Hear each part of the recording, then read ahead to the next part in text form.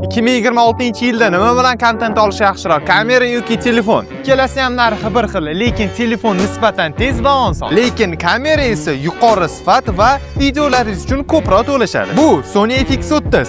Ko'rinishi bilan $3000 FX3 kamerasini eslatadi.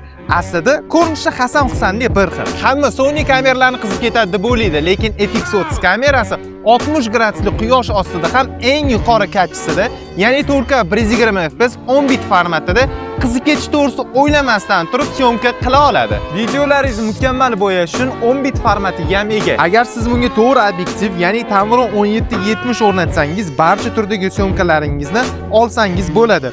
17 mm bilan keng hajmli kadrlar, restoran yoki interyer kontentlari uchun, 70 mm bilan esa modelni, ekspertni portret syomkalari uchun foydalanishingiz mumkin. Obyektiv diafragmasi 208 bo'lganligi uchun fonni siz xohlagandek yuvib beradi va qorong'u syomkalaringizda boshqa obyektivlarga o'xshab shum zerno bera olmaydi. Hali ham telefonda arzon ishlab charchadingizmi, unda kameraga o'tish vaqti keldi. Sony'ning shu va shunga o'xshash kameralari bo'yicha Unisel do'konlariga murojaat qilishingiz mumkin.